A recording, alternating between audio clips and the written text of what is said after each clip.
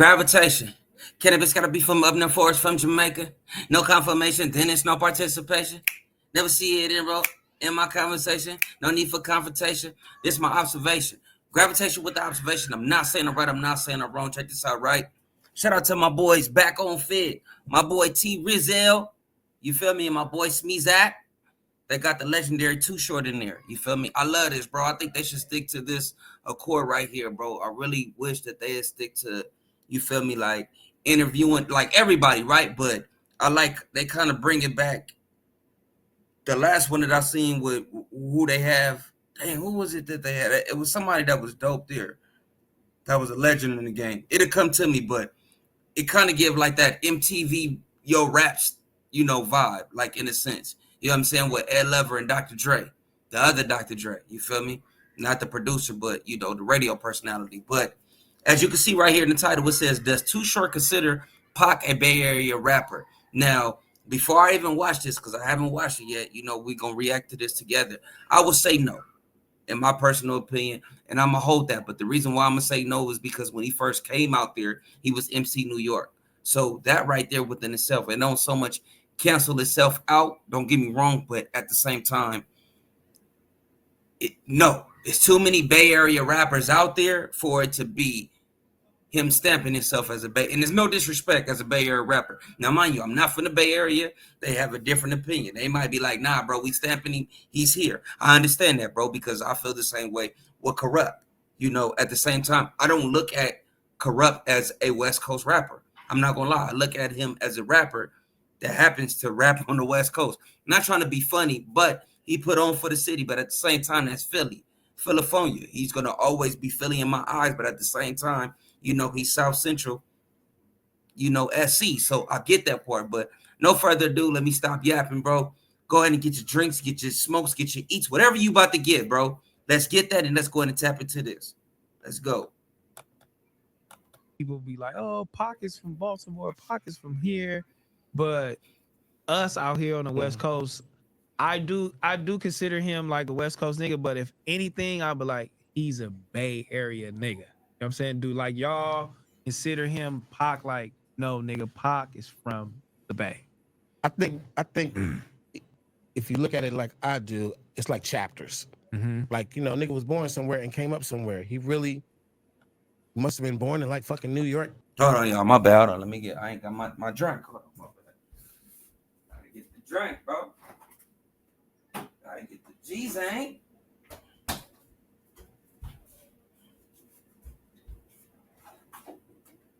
Hold on, Pop. Daddy recording right now, man.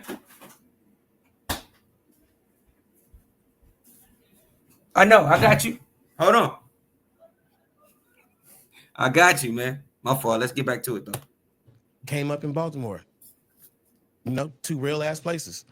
And then he migrated to Marin City, which is in the Bay Area, which you said I never even heard of Marin City, but you go over there right now, like, oh shit, a bunch of real ass niggas over here. Man, Marin City, that's the jungle, bro. When I first went up there, just real quick, this is the coldest lesson I ever got, right? I didn't know, bro, the jungle, right? You feel me? That's Marin County, Marin City. Is it the same county? I think it is. But anyways, bro, in the Jets, right, where Pac was staying at, bro, it's a police station at the bottom of the hill. So it's a whole bunch of activity going on up there, right? I'm not gonna say it was crack. You feel me? If you from around the way, you know what's going down. You know what's going down. But anyways, bro, nothing illegal though. I'm not saying nothing illegal. I'm just saying it's amazing how, you feel me, on an independent level, how they able to get they stuff off, bro. And you got the police station right there. You feel me? Taxes and all that other stuff that come into play. It didn't matter, bro. They're gonna do. That's why we rock with the independent label up there. Like the Bay Area is the home of independence, but that's where Pac came. You feel me? He didn't go straight to Oakland like he just said it. When he came out here in '88, he went straight there, and he was in Sonoma State too. When my pops was going to school. It's a close connection. My bad if I'm going off, but Pac was right there. Like I seen it, I witnessed it. You feel me? From his first video, so that's why it's kind of deep. Him and Master P. But let's go ahead. Here, like it's the motherfucking projects surrounded by a bunch of rich folks, and that's a lot of motivation right there.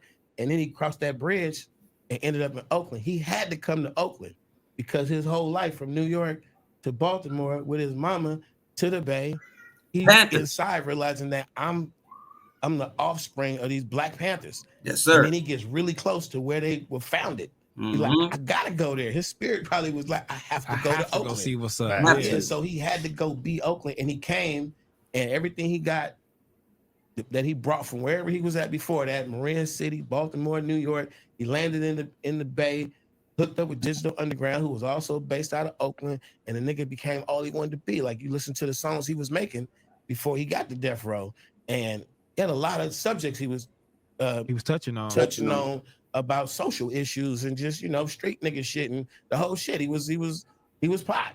Mm-hmm. And then he really didn't get angry until got out of jail. Shit he made before he went to jail. And then he was around Suge. But I ain't gonna blame. No, we can't even blame that on Suge. You feel T-Raw always be doing the BS. But nah, we can't, and that's real though, bro. Like, different subject matter. Short speaking on that, right? Just like real quick, I'm even trying to understand, bro. Like, damn, what happened with us? You feel me? Like, even in the 2000s, like somewhere we got lost. I don't know if it was the dope. You know what I'm saying? And what I mean by that is the cup. I don't know if it was the cup or the prescriptions, and in that situation. But bro, we don't really touch on. So we do, but it's very light. It's very light. The stuff that we speak on, bro, is going against each other. We don't really speak on, I don't want to say the real enemy per se, but we don't really speak on, what's really cracking in our communities and why we the way we are. We don't speak on that. And that loss in transition. I can't even say because of the age gap. No, because PE, Cube, and all of them, bro, they was teenagers, bro. They was teenagers, but not so much Chuck B and them. I think they was a little bit older, but my point is, even Nas, Hov and them, bro, they was teens speaking on like the reality of what was going on. You know what I'm saying? So that's something that just put in my brain right now. I just had to think about that. Like, damn, that is true. Speaking on different, subject matters. Blame Suge. I'm just gonna say he was given the right fuel to become that nigga. Now, okay. Think about Tupac. Was that a bar? He said he just gave him the right feel to become that nigga. I don't know if that was a dope bar or an insult. I don't know how I'm supposed to feel about that, Short. But he said he gave him the right feel to become that nigga. Tattoos. Gotta love Short. He's starting a thug life right here. That's all LA gangbang. He starts sagging the pants and shit, and the no shirt on. That's some fucking Crip blood penitentiary. That's what I'm saying. Yeah. He's in that. He moved to LA, and he wherever the fuck he at, the nigga run full speed ahead into it, right. And he just.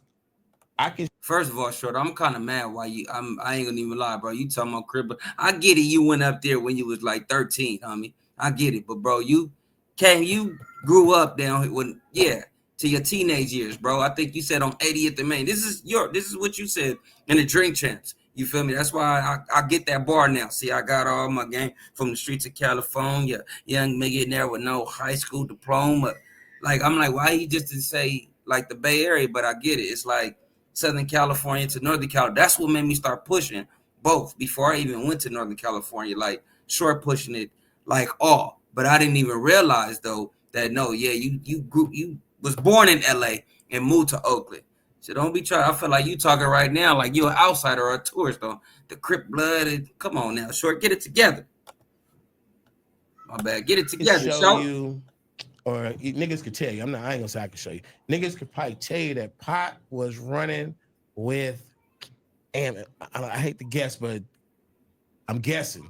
He was running with somebody like Harlem Crips or something when he first got to LA. like the Harlems or the 40s or something. He was down there. He was down there. I think it was IDC's in Inglewood with Kato. No, he was running with some Crips. No, he was some Crips. Was like he was running with the 40s, bro.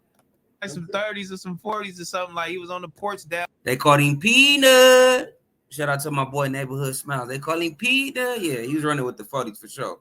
Down there, nigga, with them. And then I heard that shit too. He was in Atlanta a lot, New York a lot. That shit happened when he came home. Suge got him. You got Tupac yelling out MOB. Like, that's you don't really.